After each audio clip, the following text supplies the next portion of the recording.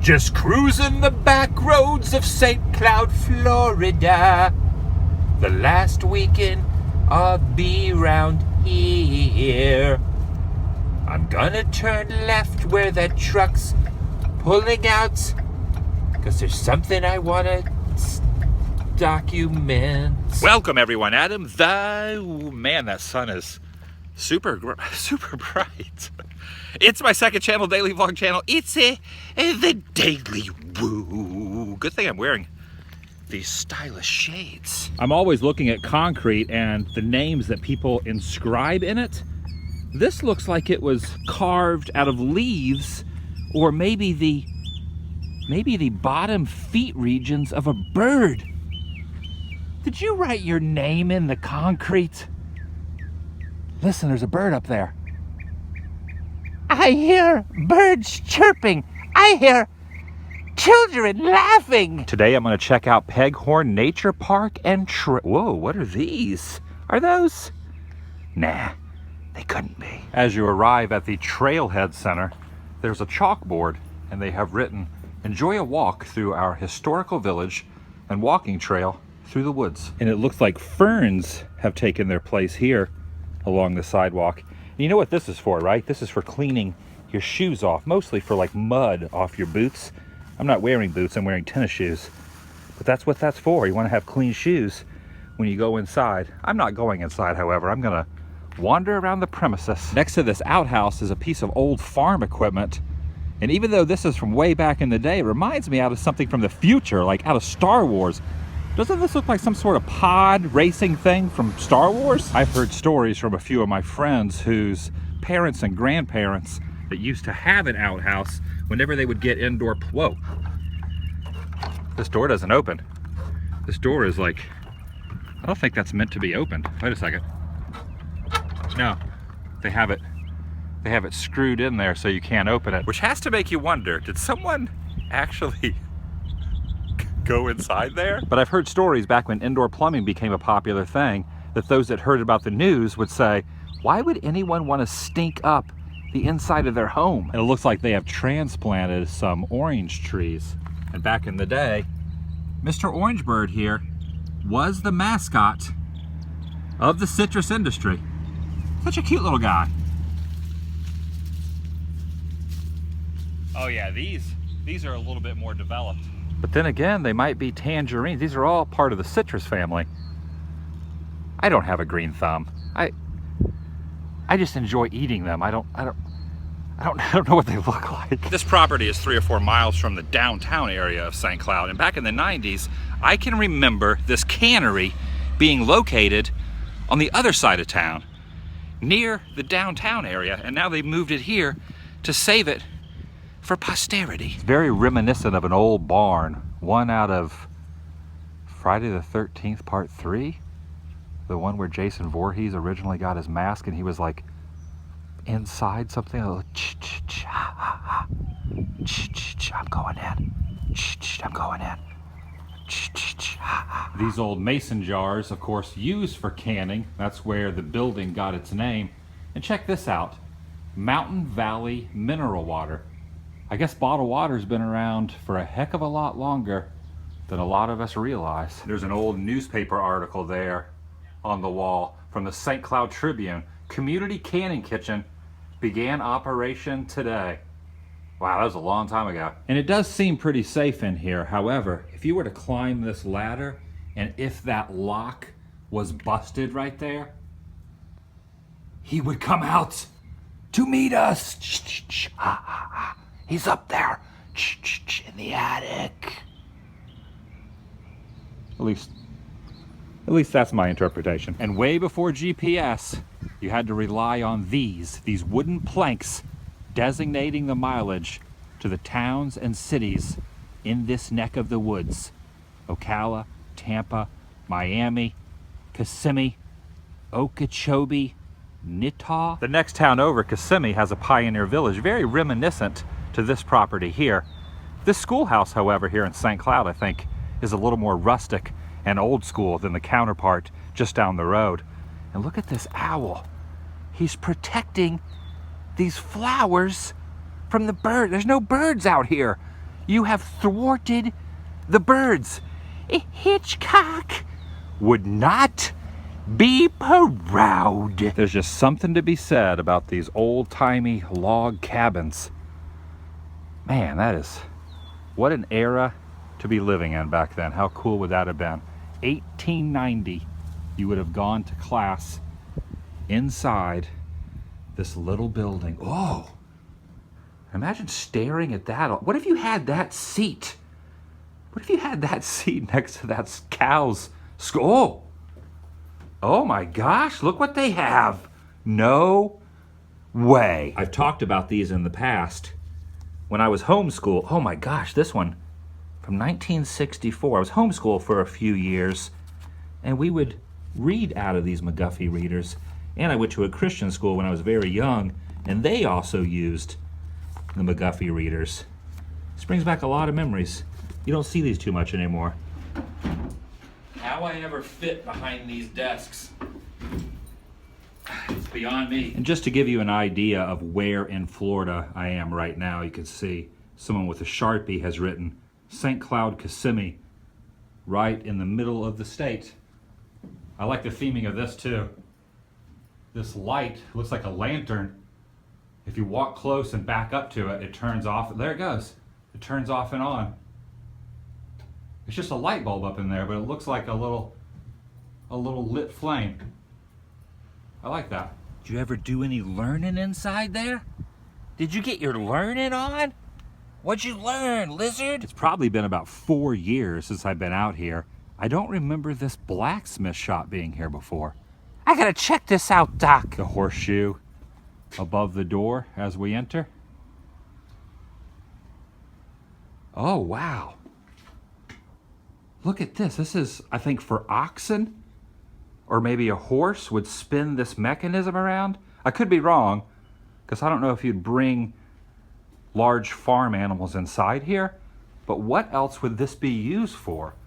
It's hanging from this rope into a long stick or a log, and then it goes down into this sort of contraption. There's a metal tube which runs into here. Okay, this is probably heated up. This is like a fire of some sort, because you can see the charred ashes.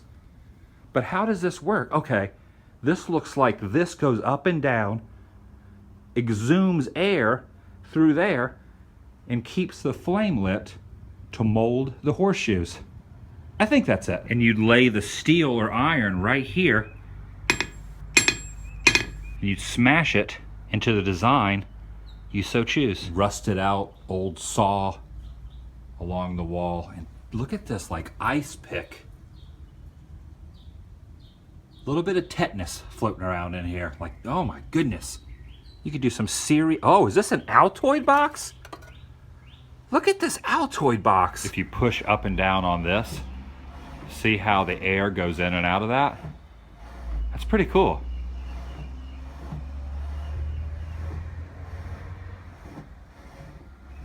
That's how you got things done around these parts. If you look very closely, you can see bubbles protruding up through the algae right around in this area. You see that? There's little pockets of air coming to the surface. A good rule of thumb to have when you're in Florida is pretty much any body of water, no matter what size, especially low-lying, there is a possibility of alligators. Sometimes when you're driving down the roads around here, you'll see palm trees lining the streets. But rarely do you see them where there's like a big conglomeration of them with no order whatsoever. There's just a ton of palm trees just growing randomly here, not in a single file line. That's normally how you see them here in Florida, or maybe in movies, California, where they're lining the roads. This is just like a huge mishmash of palm trees on the back path behind the buildings that were relocated here. But this was not relocated. This was probably here from way back in the day. What year was this? What was it used for? Who really knows? But this is the kind of stuff I really enjoy finding and seeing. There is a deck that has been built leading normally to what is the swamp, but hasn't been a lot of rain around these parts lately, so it's kind of dried up.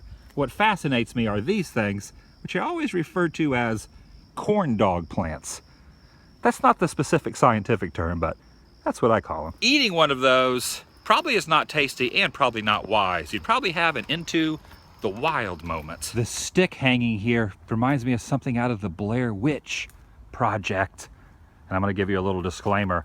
A pathetic joke is about to happen, so close your ears if you don't want to hear, hey, what are all these pieces of wood doing out here randomly?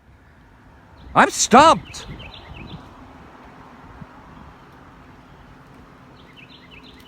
One thing that's interesting to me is there's a main road right over there, but there's all this wildlife here, nature and progress working together as one. The whole time I've been out here, the entire time I've been out here, I haven't ran into another human being yet. What if the swamp thing's out there? There is something in the shrubbery there. Hear it? What's in there? Oh my gosh. That's startling me a little bit. Now I could be incorrect. I probably am incorrect, but are these used for storing bees? You know what? No, they're not. They look like them, but I think they're just stair steps. So when it rains heavily and this whole area gets flooded, but these look very similar to the bee boxes that beekeepers use.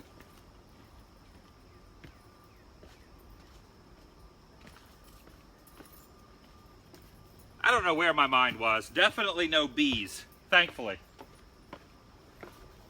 I don't want to have a Macaulay Culkin moment out here. But now the real issue at hand is there's a fork in the road. Do I go this way or do I go that way? This could prove every theory. Bigfoot does exist. He crushed that like a twig. One interesting thing to think about, look at the elevation of this bridge, but then the sign says no trespassing, trail is temporarily closed due to high water. Of course, the sign is taken down, so I'm allowed to walk across here. But think about that. The water could get so incredibly high in the rainy times that it comes up here and floods this entire bridge. The creeks, the creeks all along here are not instilling me with a great vote of confidence.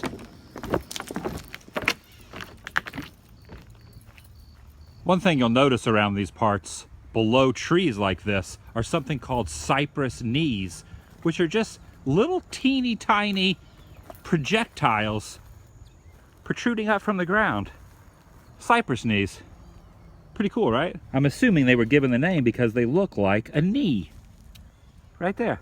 For some reason, this looks like an animal to me. See the hind legs? And then the body stretching along parallel to the ground? And then a neck, almost like a giraffe neck? That is a tree right there. I've never seen anything like that. It's like the animal tree. I wonder if it has a name.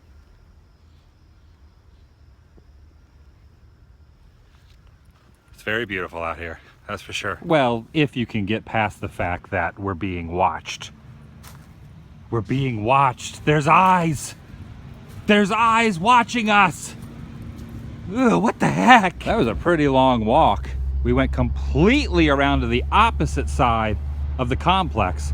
Started way over there, went way that way, looped all the way around through the wilderness and popped out back on this side. Nice. As best I can tell, this used to be a butterfly garden, and I'm getting that idea from this metal sign that has eroded away. And if you look over here, there are some butterfly designs. Some of them have been removed, but a few still exist. And let's be completely honest, is there a more majestic bug or a creature than a Wait, is a butterfly a bug? Either way, it's very beautiful. There's also a section out here called Education Gardens, and it looks like they are constantly growing plants. In fact, you can see they're watering some as we speak. I really enjoy looking at plants and vegetables, things that are being grown. But me per se, I do not have talent in that area. So it always fascinates me when others do it very well.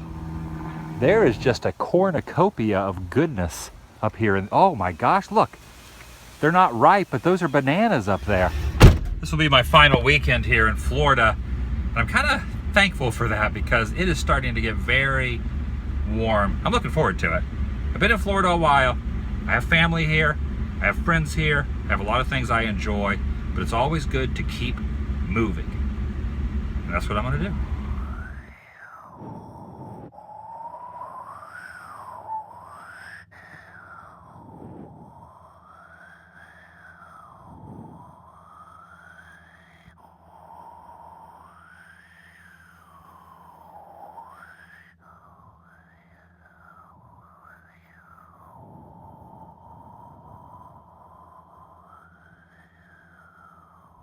Remember the cannery I showed earlier and how I said they moved it from one spot to where it is now?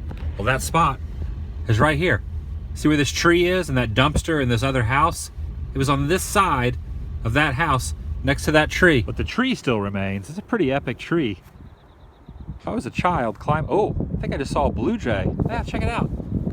There's a blue jay right there flying through the air. I have a very interesting mindset when it comes to hometowns and what I consider to be a hometown. Now, I lived here the longest of any place. My parents moved here in 1991, but before that, we lived in a lot of different places. I was born in Mississippi. I lived in Alabama for a very short while. I lived in the panhandle of Florida. I lived in Oklahoma. So it's really hard for me to go back to places and really have one particular hometown. I would say probably this one as far as my adult life goes. I would say this one would be my hometown. But there's a lot of hometowns for me. Not just here. There's childhood hometowns and there's young adult life hometown. I don't know if I'm making any sense.